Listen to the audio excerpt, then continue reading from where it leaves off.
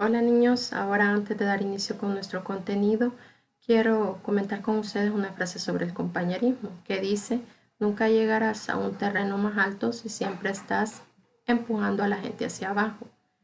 Creo que el compañerismo está muy relacionado con la solidaridad y si ustedes alguna vez han experimentado que alguien más eh, deje de hacer lo que le corresponde por ayudarle a ustedes, saben la satisfacción que han sentido de saber que hay un interés especial en que ustedes también aprendan, en que ustedes también crezcan.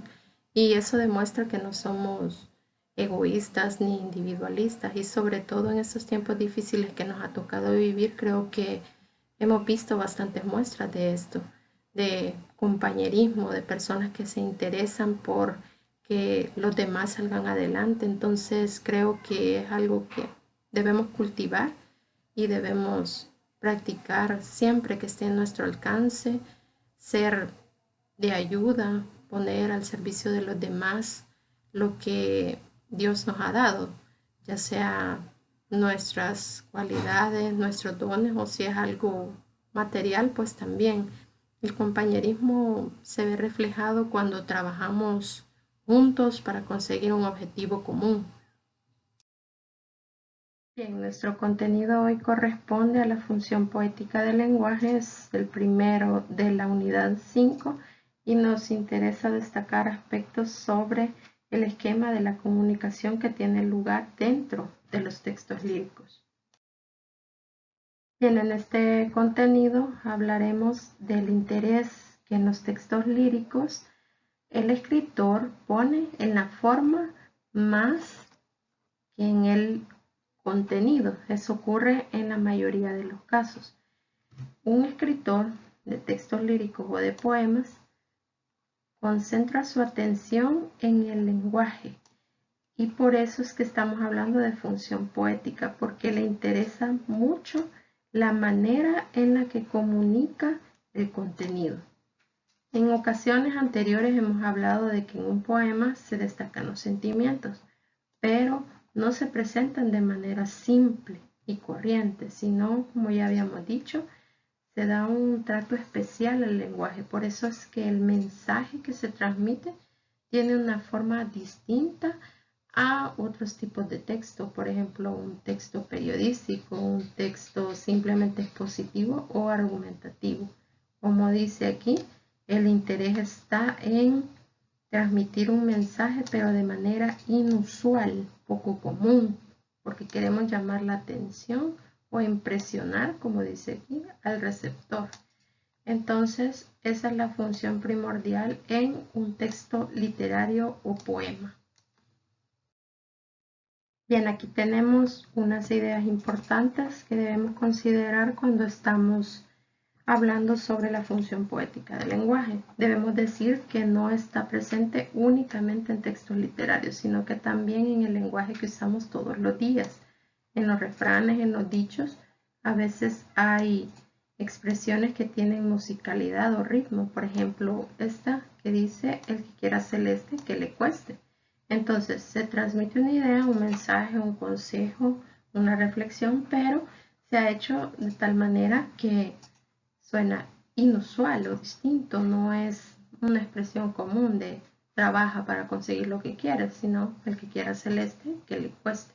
Entonces la función poética también está presente en expresiones que usamos a diario, no solo en textos literarios.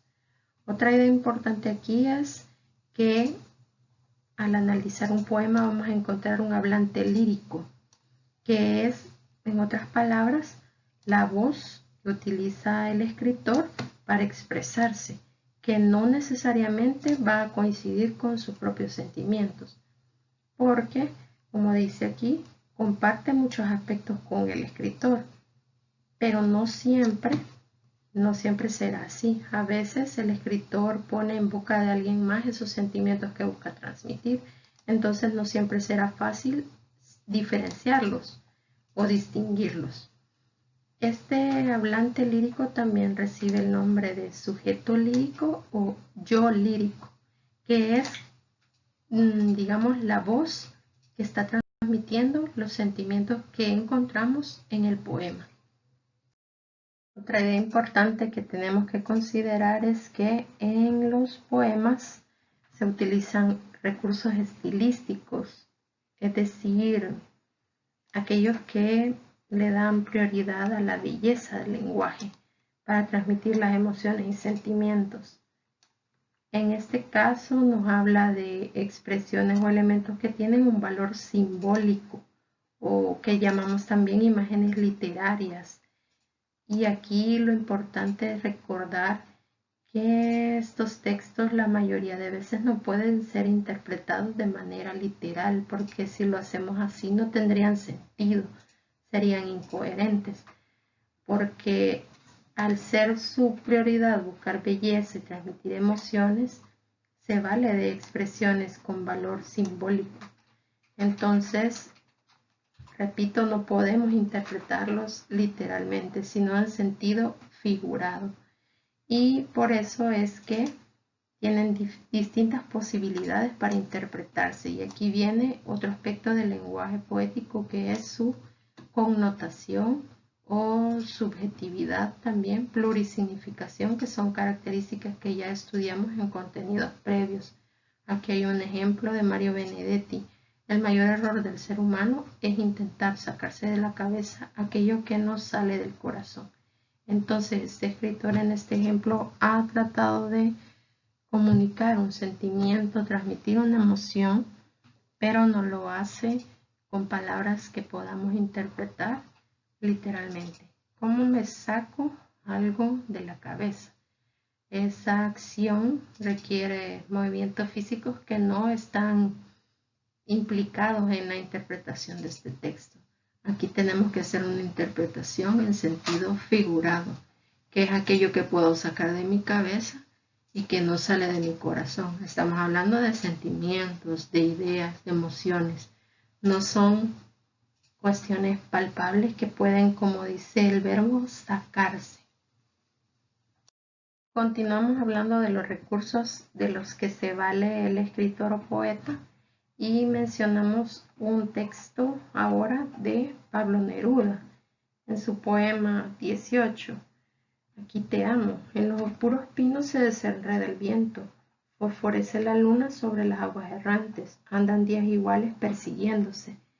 Eso está en la primera estrofa, eso que acabo de leerles, y que interpretamos aquí como una personificación, cuando nos dice, por ejemplo, el viento se desenreda en los pinos, le está dando vida, está atribuyéndole características que son de los humanos. Aguas errantes, igual, es una característica que le da vida a algo inanimado. Los días andan persiguiéndose.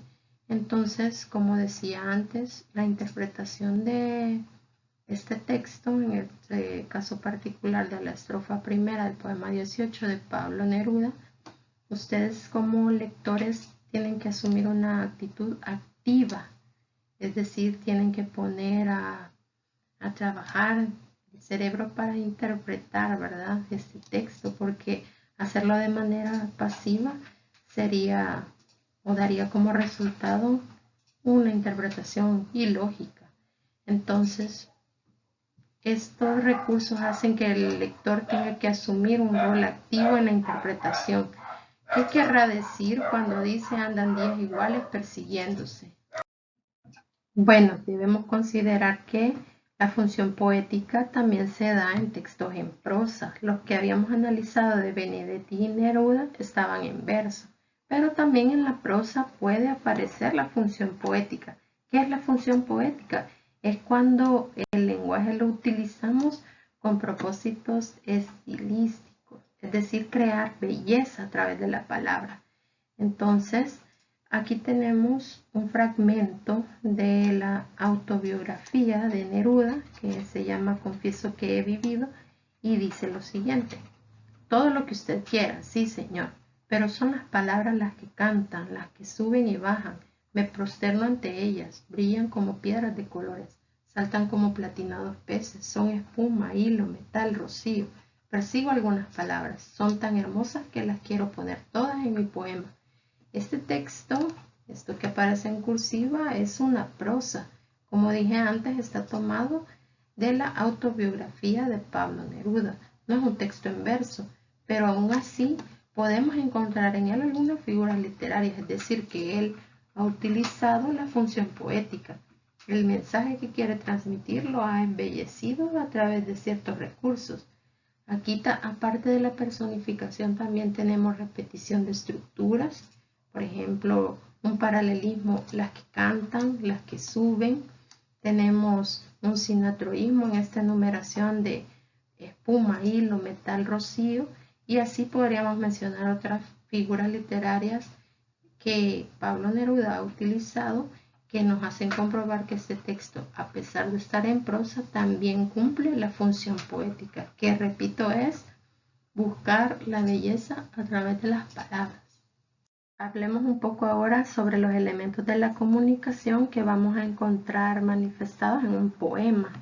Aquí tenemos el esquema de la comunicación que tiene 6 elementos, aunque aquí solo mencionamos 4 porque en las siguientes diapositivas encontraremos los otros 2. Tenemos un emisor, un mensaje, un receptor, el código, el canal y el contexto. En un poema, aquí vamos a estudiar los elementos de la comunicación, pero dentro de un poema. El mensaje será el texto, lo que nos dice el escritor, qué sentimientos transmite, qué emociones comunica, qué ideas hay en él. Ese sería el mensaje del poema. El código siempre será el español, porque es la lengua que nosotros estamos estudiando, ¿verdad? Entonces los ejemplos de poemas que estudiamos naturalmente están en español. El canal pues dependerá si lo leemos es decir, lo escuchamos o lo estamos leyendo, está escrito o es oral, ¿verdad? El canal. El contexto, aquí hay que hacer una diferenciación. Puede haber un contexto interno, una situación que se plantee dentro del poema, qué sé yo, una ruptura, una ruptura amorosa, una reconciliación, puede plantearnos un lugar específico, una habitación, un cuarto solitario, un prado. Ese sería el contexto, no perdamos de vista que es el cuándo y el dónde se da la situación. Eso podría ser interno. Y externo, si en un caso no tenemos un contexto interno, es decir, en el poema no hay algo que nos determine un lugar y un momento, pues plantearíamos un contexto externo, es decir, la situación en la que yo como lector estoy conociendo el mensaje, estoy leyendo el poema. Entonces, esa sería la diferencia entre contexto interno y contexto externo. Hablábamos de sujeto lírico o de hablante lírico, ya anticipaba este aspecto de la comunicación poética, el emisor. Hay que considerar que quien nos habla o quien nos transmite los sentimientos puede ser alguien real o puede ser producto de la ficción. Entonces hay dos posturas, podríamos decir, sobre ese emisor. La primera nos dice que es una negación de la ficcionalidad. Entonces aquí lo que asumimos o lo que entendemos es que el hablante lírico o el yo lírico o el sujeto lírico, como quieran decirle, es el mismo escritor. Como dice aquí, son la misma persona. O sea que los sentimientos que nos transmite el poema los experimentó el escritor. Consideramos que él es sincero y veraz cuando nos transmite sus sentimientos. O sea, lo que nos está contando, él lo vivió. Esa sería la primera postura. En la segunda postura asumimos que no necesariamente el hablante lírico y el escritor son la misma persona. Es decir, lo que el poema cuenta puede ser que no lo vivió el escritor. Y en ese caso es que hablamos de que sí hay ficción. Estamos reconociendo la ficcionalidad. Es decir, que Benedetti o Neruda ha creado otra voz que es la que nos transmite esos sentimientos. En eso consisten las dos posturas para analizar el emisor en la comunicación poética.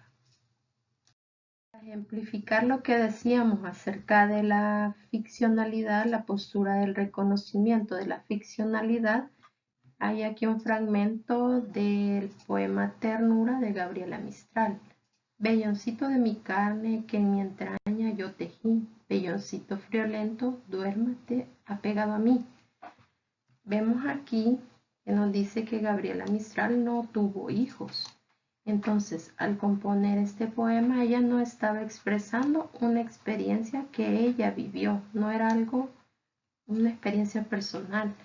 Ella exteriorizó sus sentimientos y emociones, pero a través de un ser ficticio, un hablante lírico que no era ella misma. Es decir, la voz que escuchamos aquí no es la de la escritora Gabriela Mistral, porque lo vemos como si fuese una madre la que dice, bueno, lo dice, ¿verdad? En mi entraña yo tejí, es decir, la tuvo en su vientre. Entonces, no, esa es la experiencia de una madre, algo que Gabriela Mistral no vivió. Aquí estaríamos ejemplificando la postura del reconocimiento de la ficcionalidad. Asumimos que es un ser ficticio este hablante lírico, no es la voz de la escritora. El último elemento de la comunicación que nos faltaba era el receptor. Y aquí vamos a distinguir dos, uno interno dentro del poema y uno externo. Habrán poemas como el que acabamos de leer de Gabriela Mistral, en el que el destinatario está claro, allí se identifica por medio de los pronombres o los verbos. Según la persona gramatical que ha utilizado, podemos ver a quién va dirigido. En este caso del que hemos leído, el destinatario o a quién va dirigido, el receptor es un niño, ¿verdad? Porque le dice tú. Al usar duérmete, estamos ante la segunda persona gramatical que es tú. Entonces, dentro del texto encontramos ese rasgo, los pronombres o el verbo. El uso del verbo nos dice a quién va dirigido. Y externamente, pues somos nosotros los lectores, ¿verdad? Cuando nosotros leemos el poema, hacemos una especie de monólogo interior, porque estamos haciendo nuestros los sentimientos o las experiencias que expresa el escritor o escritora en el poema. Entonces, ese sería el receptor externo, somos nosotros al leer el texto, el poema o el texto lírico. Con esto hemos abordado ya los 6 aspectos, los 6 elementos de la comunicación poética, es decir, dentro del poema, y espero haber aclarado cualquier duda que hayan tenido, y si no, pues este es el momento para expresar comentarios o preguntas.